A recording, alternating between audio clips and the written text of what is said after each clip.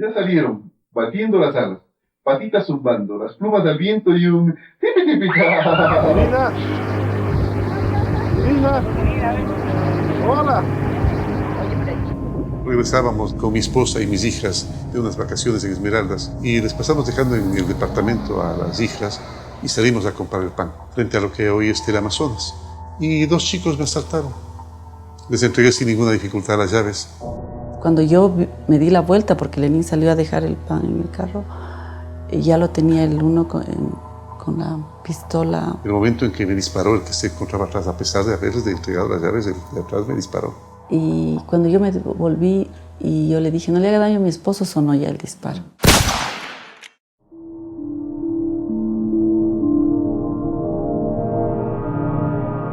Caí con tanta mala suerte debajo del vehículo. Y francamente me hubieran, además de baleado, arrollado, si es que no es porque mi esposa sale de la panadería muy rápidamente y con una fortaleza que solo se da en esas oportunidades, me sacó de debajo del carro. Fue terrible, especialmente para él, obvio, pero para la familia también. Nosotros, primero que fue un golpe, asimilar la situación, luego empezamos a tratar de hacer cualquier cosa para que él tenga la oportunidad de caminar nuevamente. A partir de ese momento empezó para mí una tragedia llena de médicos, llena de operaciones, un dolor muy terrible. Esto vino a golpear, botó al piso todo lo que él tenía planificado. Y nosotros como familia lo que hacíamos es tratar de alegrarle un poco la situación, porque él pasaba dolorido 90% del día. Recibí la visita de un amigo que hizo un chiste de la cotidianidad. Yo me reí con una risa guardada hace mucho rato, durante unos 5 minutos siquiera, y después comprobé que el dolor se había ido. Yo pensé que se había ido para siempre. No era verdad. Pero ventajosamente Dios me había marcado el camino. Porque así son las cosas de la vida. Tenemos al alcance de nuestra mano la ciencia de la curación de las enfermedades del cuerpo y del alma y no la utilizamos. El buen humor, el optimismo, la solidaridad. Cada vez que los platico, pues tiene un efecto analgésico extraordinario. Me vine acá donde Lenin y le digo a Lenin, pero así, ¿sabe lo que pasa? Ya estaban cogidos los ladrones. Sí, papá, tú me dijiste. Y ahora no voy a perder el tiempo. Este rato me voy a movilizar yo con la policía y con los agentes, todo eso. Me dice, papá, te ruego, no lo hagas. No lo hagas, porque yo ya los perdoné. El gran sanador es el perdón. Yo volví a recuperar la felicidad cuando empecé a rezar por los chicos que me dispararon.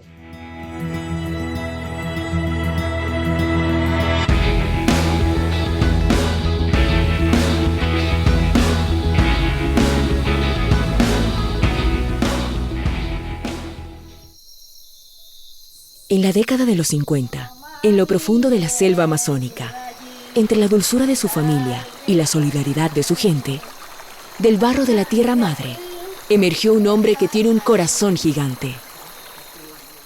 Mi padre era un profesor graduado en el Normal Juan Montalvo, al cual se le pidió que escogiera el sitio donde quería ir a trabajar. Y escogió el sitio más lejano de la Amazonía, un sitio donde demorabas entre 30 y 35 días en canoa para llegar hasta el primer poblado. Una población pequeña, fundamentalmente de indígenas, y mi padre y mi madre, que también fue maestra, ambos trabajaban en ello. A veces inclusive les tocaba repartir su humilde sueldo entre los mismos alumnos, y en más de una ocasión observé a mi madre fundamentalmente, que curaba a los niños, adultos que así lo necesitaban. De ellos aprendí la solidaridad. En el Colegio Mejía no solamente aprendías la ciencia, que habían extraordinarios profesores, aprendías a identificarte con los sectores más sensibles de la sociedad. Además, muchos de los compañeros pertenecían a ese estrato. Es un colegio que, de costumbre, no toleraba las tiranías, no toleraba las dictaduras, no soportaba los arrestos a gente que expresaba su libertad de opinión y siempre estaba manifestándose. Y me identifiqué con esas luchas. Yo estaba estudiando psicología y medicina al mismo tiempo en la Universidad Central del Ecuador. Hicimos una huelga porque creíamos que la administración no era correcta. Era dirigente estudiantil, fue la huelga más larga de la universidad. Y cuando terminó la huelga, el Consejo Universitario decidió no concedernos matrícula. No terminé ni medicina ni psicología. Pero claro, como había diferentes formas de opinión en las diferentes facultades, la que nos dio matrícula fue la Facultad de Administración. Ahí seguí los estudios, seguí la actividad política y en adelante pues de eso viví.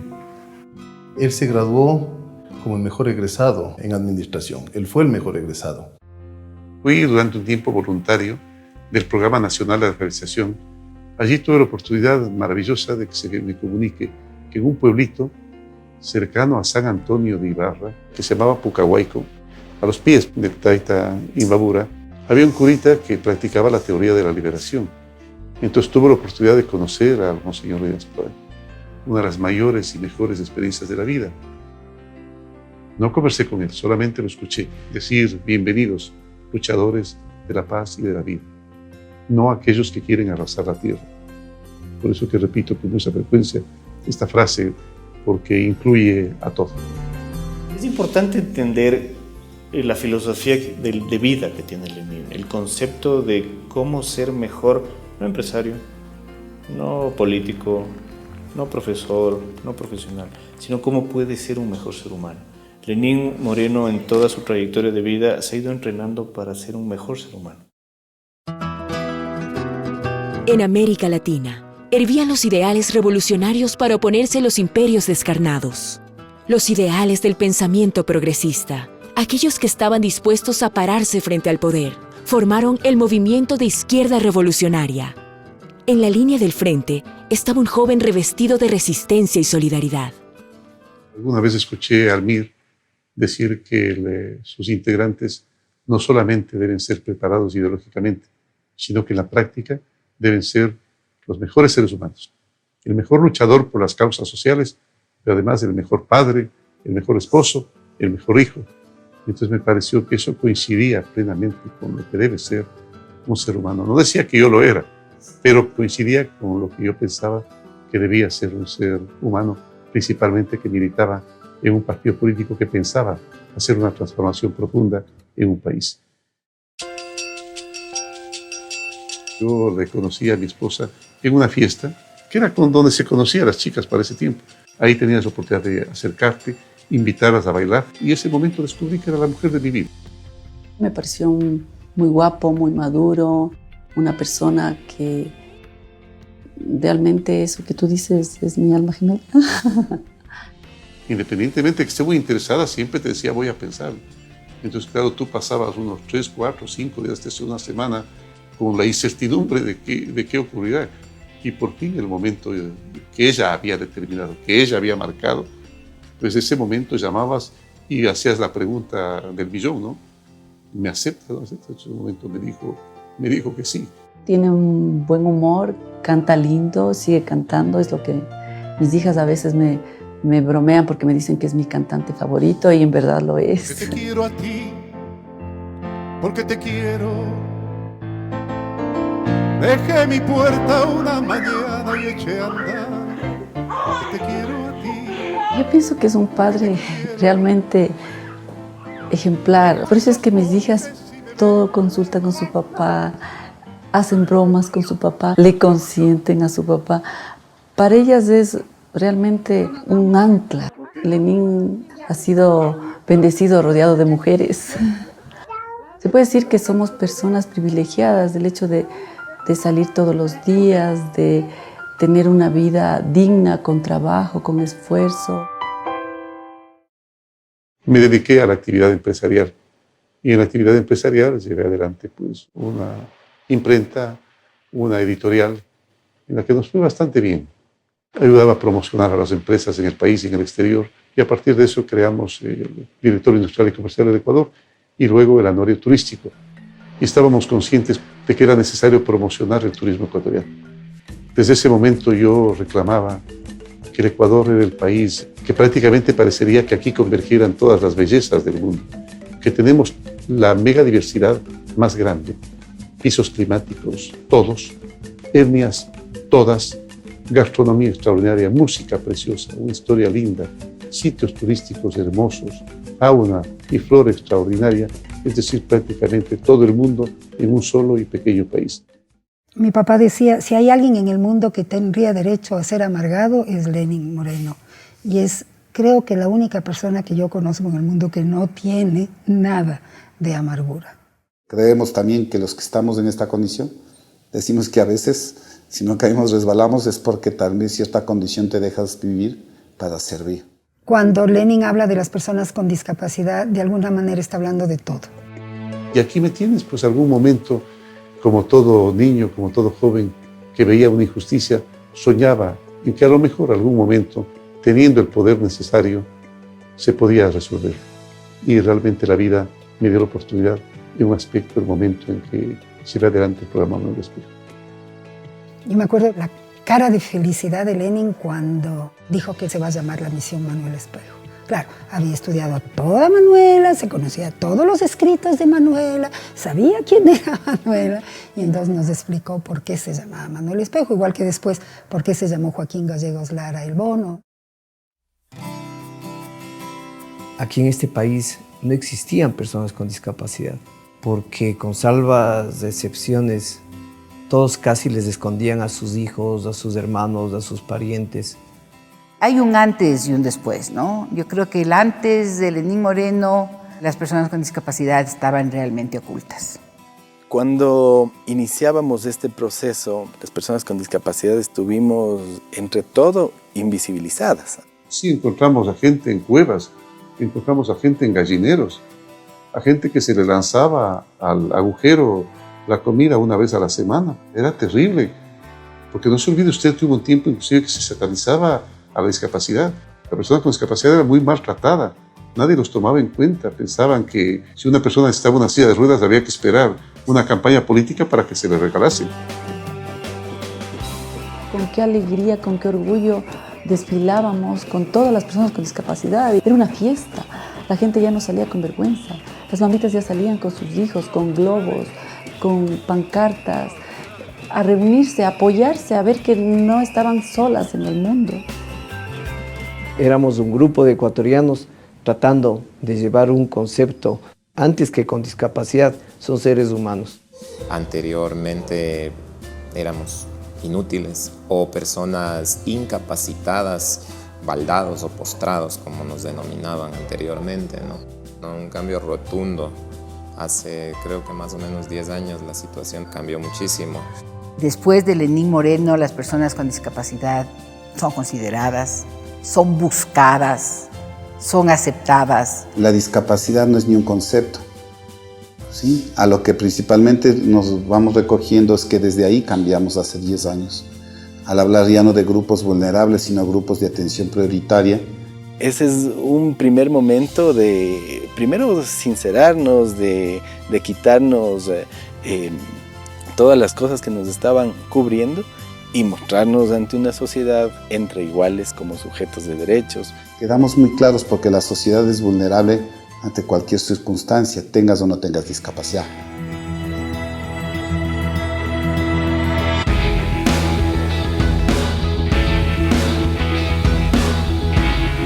Nosotros alcanzamos la solución de los problemas que tenían las personas con discapacidad, que inclusive las prótesis, las órtesis, las sillas de ruedas, los bastones, llegaron a no tener precio porque todo el mundo sabía que las podía conseguir con facilidad. Probablemente después de hacer el trabajo que constituyó la misión Manuel Espejo, dejamos un país mejor para la sociedad, para nuestros hijos.